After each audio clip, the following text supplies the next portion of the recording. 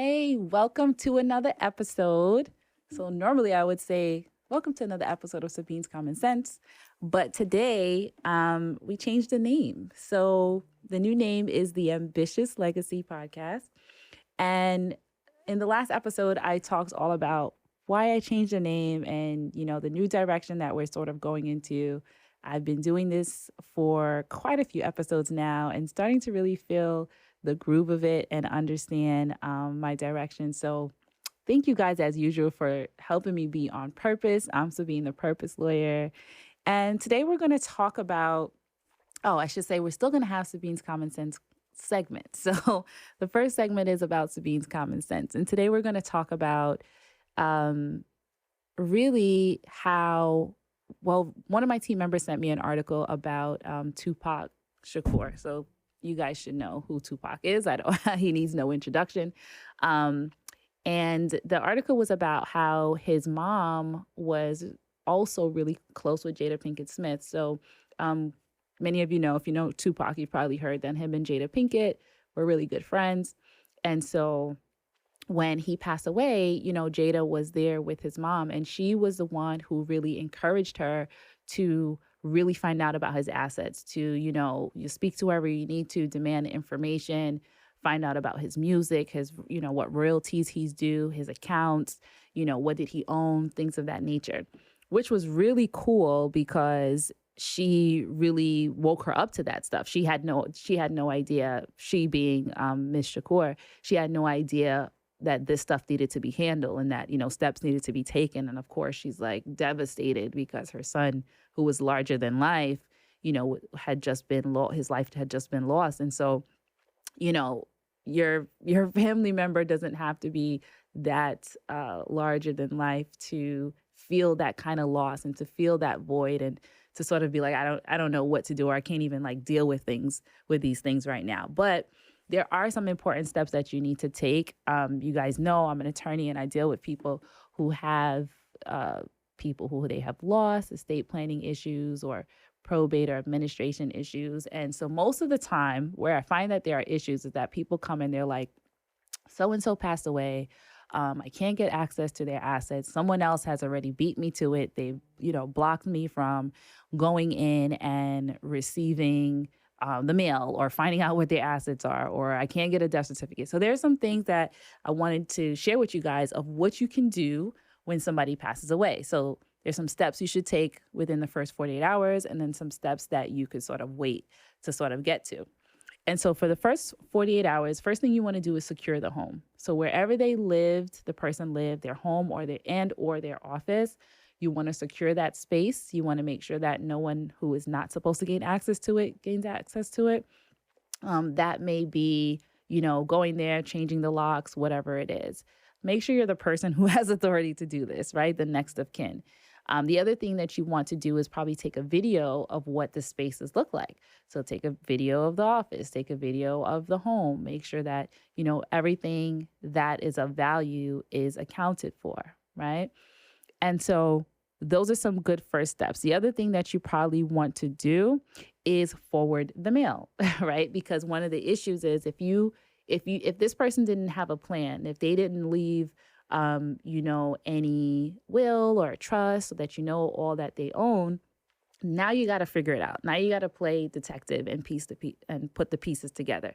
So the mail is a really good tool to help like what is out there, because they're going to get bank statements. They're going to get, any other like maybe life insurance statements. It may take some time for you to get all of this stuff. And so you want to forward the mail to wherever it's supposed to go in order for you, the person responsible, to be able to put all the pieces together. So that's what you want to do really within the first 48 hours. Oh, and you also want to contact the funeral home. It's really important that when you contact the funeral home, you let them know that you and only you is the person that they should be contacting. Again, this should be if you're the next of kin and you're the person responsible. Because if someone else gets hold of the death certificates, it's really hard to stop them from doing things that they're not supposed to do. So please make sure that you're diligent about that and that you communicate very well with the funeral home, what they're allowed to do and what they're not allowed to do. Okay, so those are with the first 48 hours. The next steps, you want to go through the mail, of course, and start to piece together the picture of what these assets are and what you need to do, who you need to contact. Next thing is you want to find any important documents like deeds, if you haven't been able to find out about wills and things like that or trusts, then you want to definitely start looking for those things at this time. Next thing you want to do is cancel what's not needed. So, is there a cell phone? Is there a particular thing that the person is paying for that is obviously no longer needed? Unfortunately, now that they're gone, you can cancel that and cut off any additional expenses. Credit cards, you don't want anybody running up those credit cards. Cancel those things so that you can sort of stop those and let the companies know what's going on. And then you want to talk to an estate attorney. So depending on whether they had a plan or didn't have a plan, you want to find out what are the next steps that you can do legally, and therefore, make sure that their assets gets to the right place where it belongs, right? So I hope that was helpful. These are some steps that you want to take. Definitely have these conversations. If you know someone who's lost someone and they don't know what to do, you could be that voice to sort of help them. And so my next guest, who is another person from California who is making moves in the entertainment space. She is a legend in her own right, and she's creating, a new path for women of color, for people who are from small towns. Her name is Mimi Brown, and she's also going to let us know a little bit about her legacy and what she's doing to prepare for her family. I hope you enjoy it as much as I did. Stay tuned. Hello, Mimi Brown. Hi, how are you? I'm good. How are you? I'm doing well. I'm doing well. Awesome. Thank you so much for being here today. I'm honored to have you be here to talk to me. Absolutely. Thank you. I'm a huge fan. Like your work Really? is amazing. Yeah, what you're doing for the community and just letting everyone know about estate planning is amazing. I've been following you for a really long Oh time. my goodness. I love that. Thank you so much. Thank you. So your story was really interesting to me because you're sort of like what do you call that? A golden unicorn, you're very unique, and I love how you've been able to sort of like just pave your own path, and not make no apologies for it. So I definitely want to get into your story and what you're doing and where you've been. So Mhm. something interesting, the most interesting thing, not most, but one of the first interesting things that that popped out to me was that you grew up in Alaska. I don't know too many people that grew up in Alaska. Yes, I did. I grew up in Anchorage, Alaska. Alaska Mm, is it's one of the best places to grow up, I would think. I mean, really? didn't like it then. In Mm-hmm. fact, I left the day after high school, like literally, like I was on the first thing smoking. Wow. But when I look back, and I have an 8-year-old son now, and I look back and I Oh, just think wonderful. about like the nature and the low crime rate and everything that Mm, we had growing up, I realized it was probably the best thing my parents could have done for me. mm-hmm. Um, when I became a teenager, it was kind of slow, and I was like, I can't take it. Mm, But I mean, it's like no other place, really? I believe even now though, like when I was growing up, Mm. we barely had the internet, right? I think it was just coming of age, Okay. I was you one of the know. last kids to get a computer, to get cable Yeah, TV, so I can relate to that. yeah, Mm, so we got like all our hip hop or whatever we knew, we got it from watching BET, like okay. we TV period like influenced the way we lived, Mhm. the way we talked, because not a lot of concerts were going on, not a lot of people were coming to Alaska. So we literally, Right. our little population, like we watched what was happening in the rest of the world, via TV. So, Mm, it was an experience. right. So culture-wise, I don't know what, sort of Alaska is like. Is there a small population of people of color, or is it just like any other city?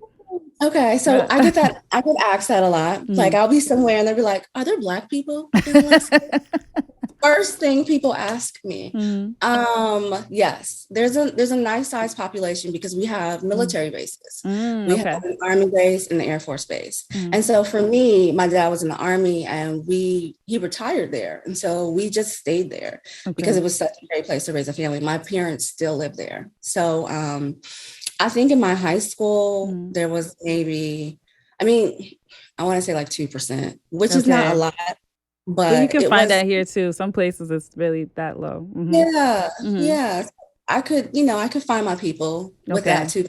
You know what I Right. mean? Like we were, you know. Mm-hmm. And so yeah, it was great. But that experience was the Mm-hmm. reason why I decided that I wanted to go to Howard University Mm. Okay. because I knew that I felt like I needed to be around my people. I hear Like you. I was like, this is cool, but there's got to be more. And so I remember going on a visit and I was like, this is it, you Wow. know, just be around. How did you Um, know that that experience existed? Like, what influenced you to say, like, I'm going to HBC? How did you know? I had a cousin Ah. actually. Mm-hmm. Yeah, and she went to Howard. She was like, I don't know, she had to be like 6 years older than me. So by the time I got to Howard, she was way gone. But Mm.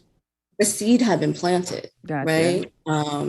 And so I had my best friend who had moved to Alaska from Mississippi. Mm-hmm. Her mother was an AKA, and they were from Mississippi. And she always talked about Jackson State, and so I knew that they existed. Okay. Just my cousin and my friend, you know. Mm-hmm. And so I was like, that's where I need to be. Right. Mhm. Awesome. So the I guess the lack of culture or experiences is what got you like, okay, I'm leaving this town, this state. Exactly. Mm-hmm. The lack of culture, the lack of experiences. I mean, you know, I didn't know what living was until Mm, I got like you. Mm-hmm. I life was one way and it was a great life, you know, but I was aware of so much more once I Mm-hmm. left, you know, um, which kind of segues into what I do now, you know. Right. I mean, growing up there, you only saw white doctors, white nurses, white accountants, just, Mm-hmm. you know, white everything. And so some of the things that you thought that you wanted to be, you didn't know if they were attainable for you. Oh, I like that. Yeah. I mean, And so, not that it's good, but I'm catching your drift on that.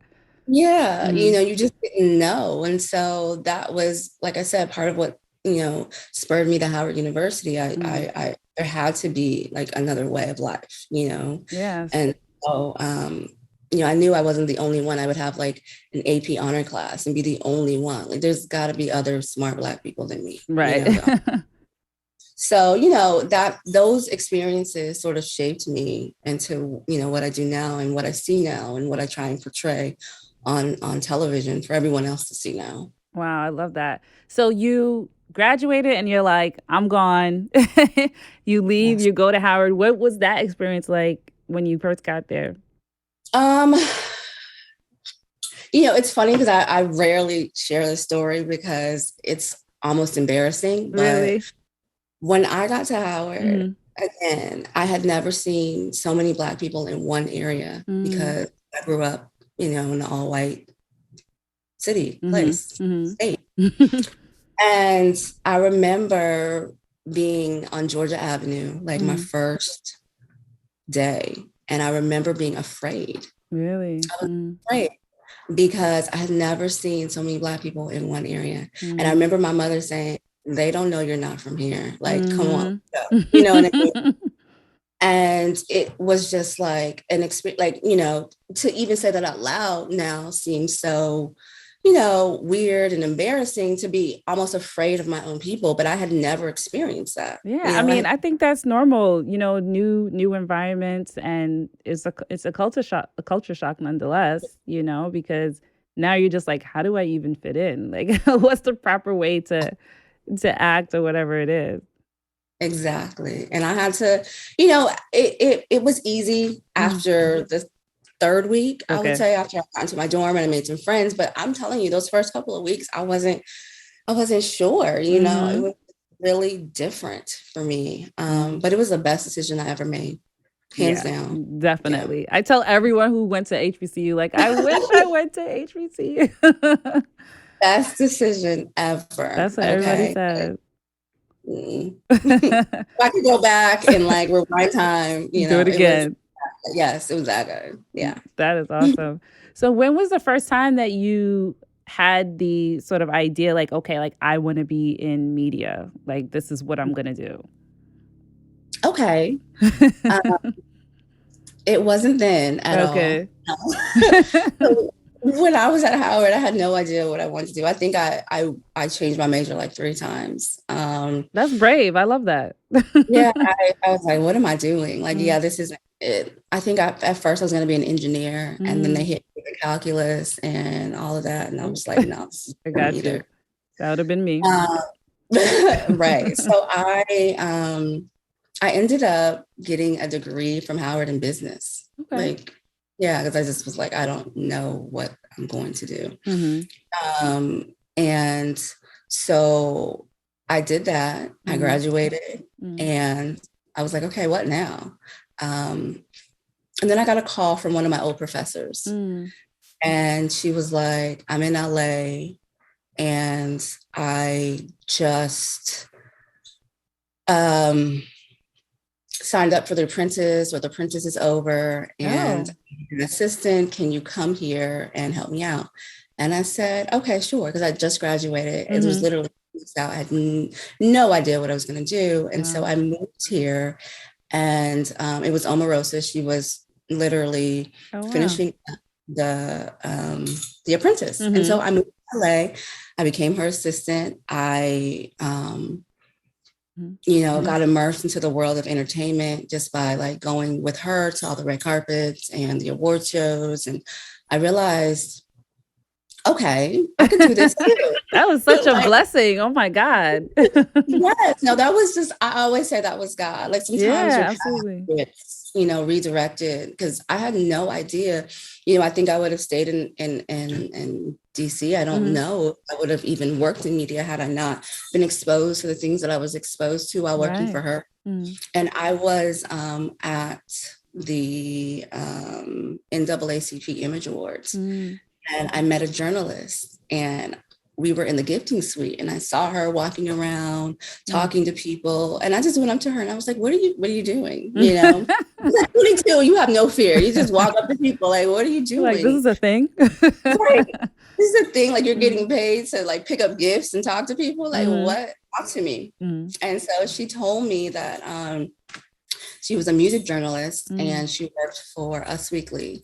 And I was like, well, how do I do what you do? And she gave me her card and she told me to come to the office the next day. Wow. And so I went to the office literally the next day, and I met everyone in the office, and they were so amazing, and they put me to work. And so I started working for Us Weekly, covering red carpets, movie premieres, charity galas, you name it. Like, this sounds like a Cinderella story. I know. It's so crazy how it happened, right? But that's literally what happened. And I started just, they would send me to different events here in LA or out of town. And I would meet people. And I did that for like 8 years. Wow. And one day while on the carpet, I was standing next to a cameraman who worked for a local television station. And so I said the same thing to him. I said, hey, now I want, because, I've done this for a while for print. Right. Like, I need something else. I need a challenge. So I was like, how do I do how do I get to work at your station? Like, can you tell me something? And he put me in touch with his news director, who said they weren't hiring. And I just kept emailing him, kept calling him for really 3 months until he said, okay, come in. And then I came in for an interview, and it took another 3 months, but they hired me. Oh, and wow. that was back in, I don't know, until my age, but that was like a long time ago. That was Good Day LA, and I am still there. Oh my God. So wait, I want to know, like, what did it feel like, during that time when you were when you had the first job with Us Weekly? What was that experience like? Were you just like, I'm living my dreams? Like, this is Yes, everything I'd want to do? absolutely. I mean, listen, growing up in Alaska, I never thought that certain jobs were even jobs, or they were Mm-hmm. attainable, or that you could even have a job where you're literally standing on a red carpet talking to Will Smith or Denzel Washington about their new movie. You know, I Mm-hmm. didn't know that things like that existed, you Right. know. And so I thought that, you know, the world had opened up, you know, Mm. and I wanted to dive deeper and deeper and deeper. And it was just, it was on the job training. I had never did it before, you Right. know, and I was grateful that they allowed me to sort of just learn as I go and paid me for it, you Mm-hmm. know. It was literally the best, like, let me throw you in the pond and get you wet sort of um, job experience that I could have ever asked And for. I that's mean, it wasn't easy, but it yeah. was, yeah. That's almost like the best way to learn when you just get like thrown out there and you got to figure it out because you don't really know what to be afraid of, you You really, know? you Right. really, really don't. You just, you know, figure it out as you go. And, you know, that's what I did. I just kept Mm-hmm. figuring it out as I went along, and, you know, it worked out. And so that's what speared my career in journalism. Was Mm-hmm. I had already done this. So I was like, this is amazing. So I ended up going back to school. I left that out. I ended up going back to school and I got a master's in broadcast journalism Oh, after, okay. because I was like, you know, I've already been in journalism for a while, you Mm-hmm. know, That was you during just the don't. 8-year period? Mhm. Okay. Yeah. So, And then yeah. and then you ended up at Us Weekly. What was that transition like? I'm sorry, not Um, Us Weekly. You said Good Day LA.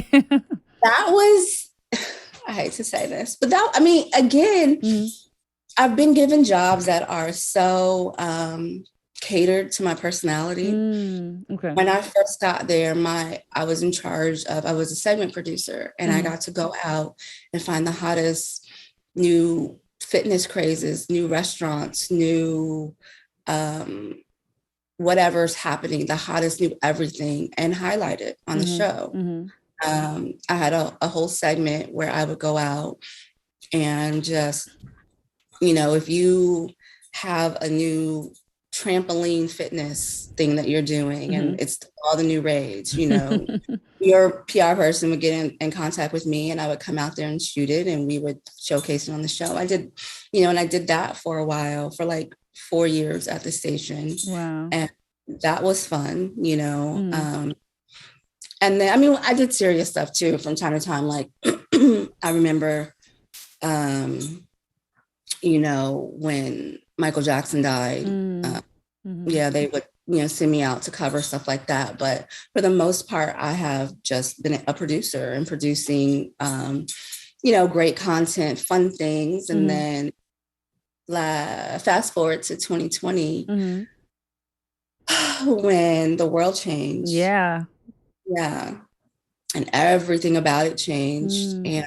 And, you know, I sort of pitched a show idea to my news director about, Mm. you know, what we needed to do, like the responsible way that we needed to handle it. And Mm-hmm. so And you're that's talking about sort of the racial tension that started to arise. Mm-hmm. the sort of the racial tension that started to rise. And, you know, I skipped over something. Let me go back, because, Okay. you know, our station is technically a Fox station, Okay. right? Mm-hmm. And so we have a bad rep. And so, but I like Mm-hmm. to say that, you know, we're a little different. We're not the network. We are our own, you know, our own entity. Okay. We're an O&O, which means we're owned and operated. So we're separate, you Okay. know. Mm-hmm. So, you know, but I knew that the voice that we had, we needed to get it out there. We needed to, Mm-hmm. like, you know, try and talk about what was going on. And so we came up with a show idea Mm-hmm. where I interviewed people who, you know, were out there, you know, activists who were doing things to Okay. bring awareness to everything that was happening. And how did your network receive it, or how did the studio receive it? Loved it. I mean, it was partially their idea, you Okay. know. Mm-hmm. So, they loved it. And I think they trusted me to do it because, so with that being said, so with the segments that I would do, I Mhm. also do like guests, like in-house guests, because we would Okay. have, it's a morning show. And so we would have people on the show to talk about hot topics or trending topics, should I say. Okay. You know, tax season, we need an accountant. If it's, something about COVID, we need a doctor, Okay. something like that. And it's always been my mission to showcase our talents. So if we need an accountant, I would like to find, a person of color, Okay. I'd like to find a person of color because, like I said, growing up in Alaska, I didn't have that. I didn't know that we were doctors and lawyers and that um, talk about these issues just the same as anyone else. So Right. I made it my mission and I still do, in my position, to always find, a person of color who can be that talking head that we need. And so they knew that about me. And so I think that's what helped spear, allow me to go ahead and talk to the people that we need to hear right now. I love that. And that's sort of been a common thread here that people say that, what's helped them to get to where they're going is that representation. So it's important to be able to see people in different spaces, especially spaces that you're in, and really any other space where we didn't realize that we can belong or we can fit in and we can do it as well, or we have the right viewpoint, because, our opinion matters as well. So I love Mm-hmm. that you're creating space for that. Yeah, no, our opinion matters. I mean, it almost becomes tone deaf if we don't do it. You know what I Right. mean? We can't. I mean, for example, something like COVID, which was disproportionately affecting us and Black and brown people. If we don't have someone there who's literally talking to us, then we're not paying attention, and those are always the things that I'm trying to impart to everyone at the station. Like, we literally need to talk if we're going to help, and bring awareness, then we need to talk to them, not at them. And it's important that we see ourselves, and so I've always, always, always, always championed, our voice and making sure that we're heard in every facet of it. Could be anything, even if we're doing, the best dishes for Thanksgiving, we're chefs, right? We can do that too. I mean, we're everything. And so it's very important that, we showcase our skills. And, if I'm in charge, then I'm going to make sure that you have a platform to do so.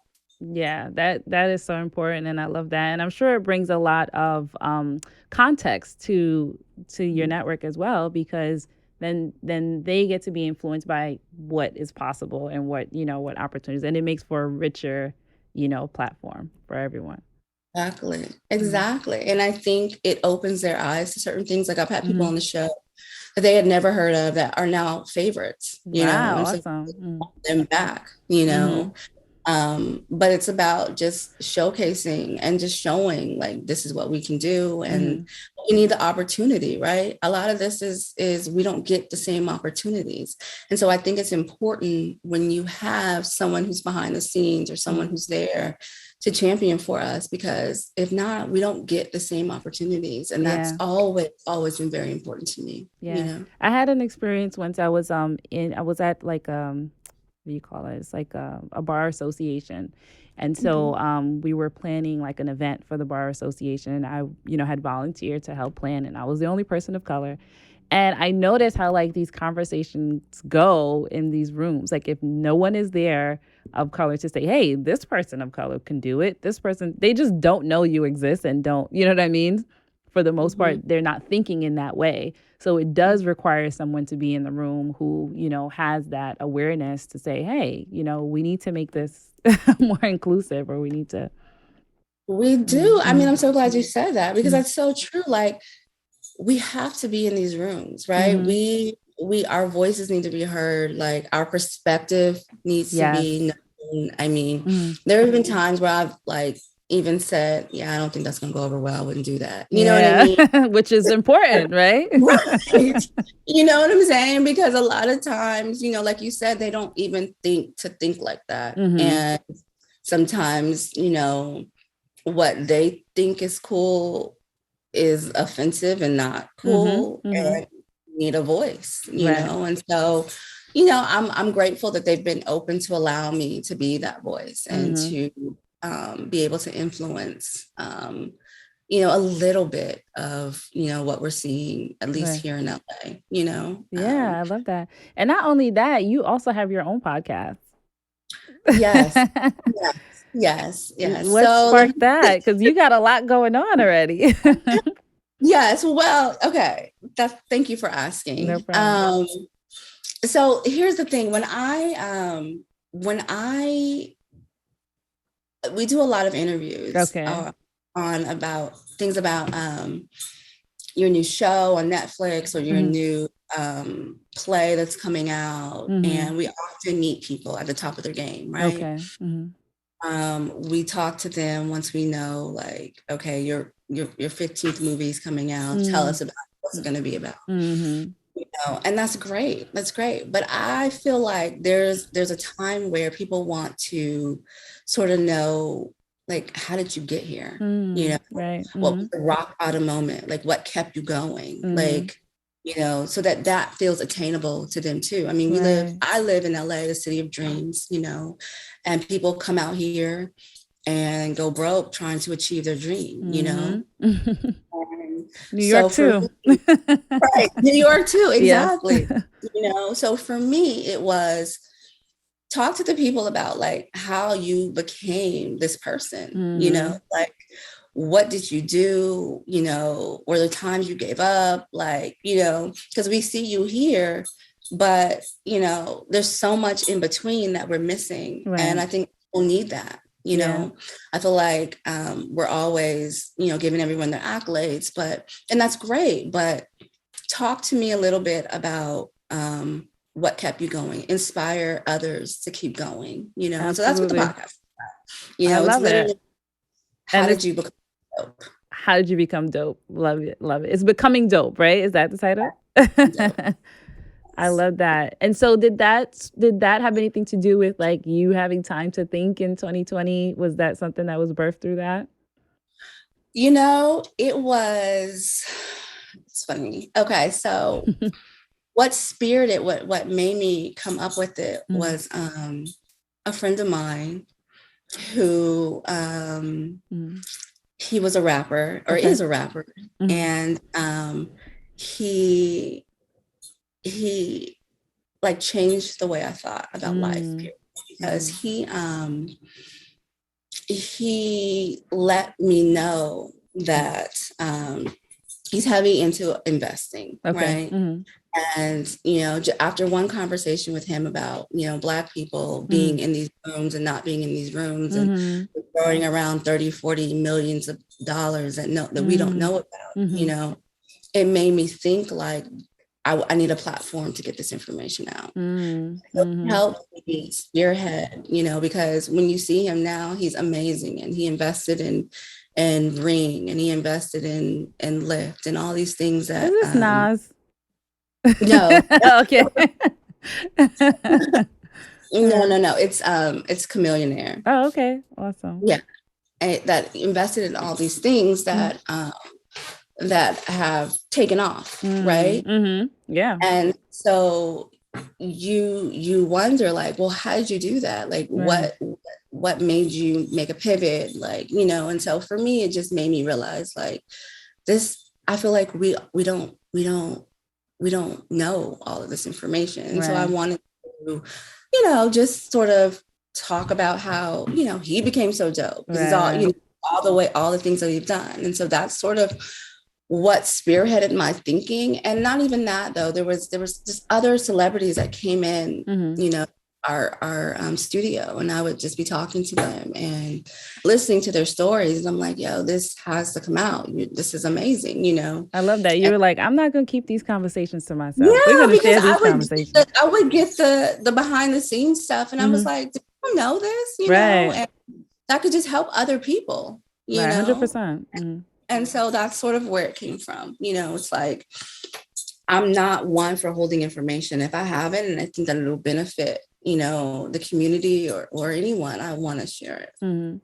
So when you say that, were there some times where you felt like there were challenges that you could have overcome if you like had more information? What were some of the struggles that you experienced, if you want to share?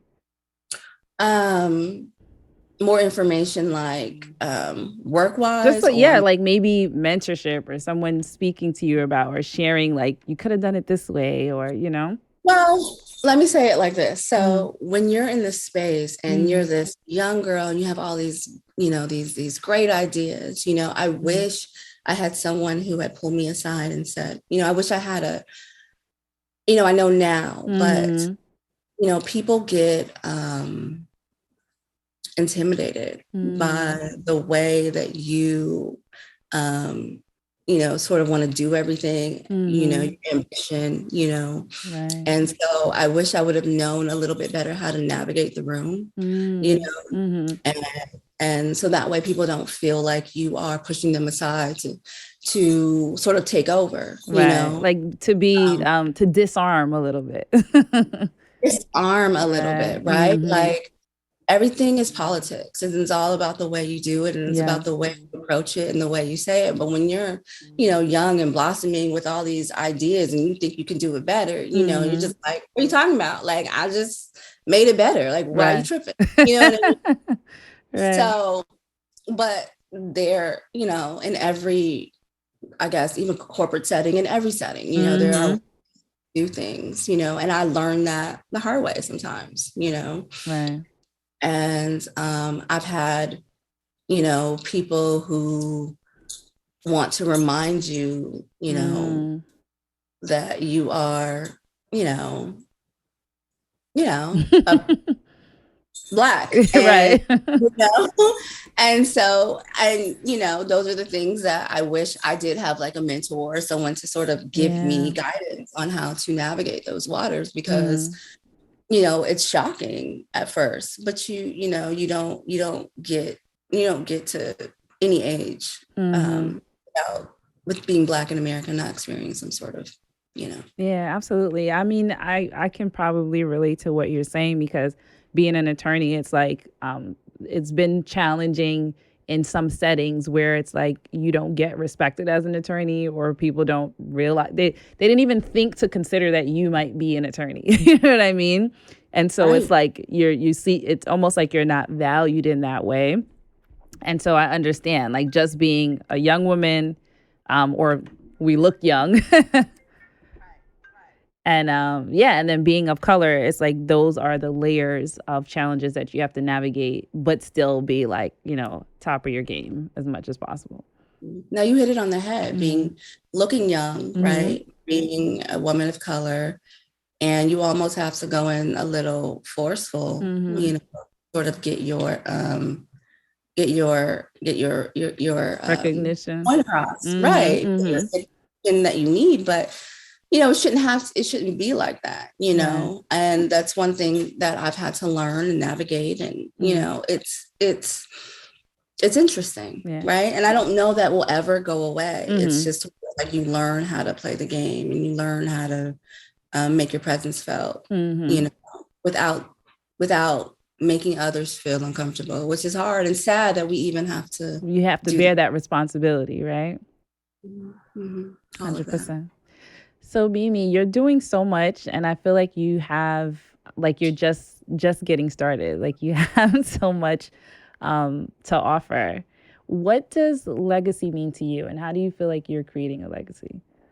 I love that question. Thank you for asking me that. Sure. So, this year for me Mm. has been a year of creating legacies, to be honest. Mm, mm. Um, I bought my first investment property this year. Yay, go ahead, girl. I bought my first investment property in Mm, Atlanta, okay. and I am super excited about it. We Awesome. closed at the end of June. Hmm. Yeah, the June. So I've had it about 4 or 5 months now, and Yay. everything is Everything's going well. awesome. Yep. Hmm. Um, and then, like I said, I have a son. He's 8 years old, Hmm. and he does commercials. So he Oh, acts, nice. and so he has booked a couple things, and so I Yes. didn't realize, here's the thing, girl, I did not realize it was so lucrative, Okay. And You so, got me thinking. My daughter's 8 years old and she's got a whole lot of personality. listen, I had no idea. Like I was just, Hmm. for fun. And then he ended up booking something. He booked a Colgate commercial and, Nice. it really like brought in some money. And so I Mm. opened a UTMA, was it UTMA Yep. account for him. Yep. Mm-hmm.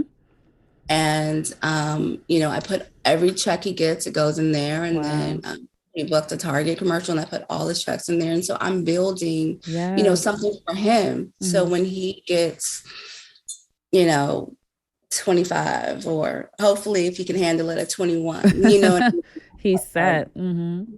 you know?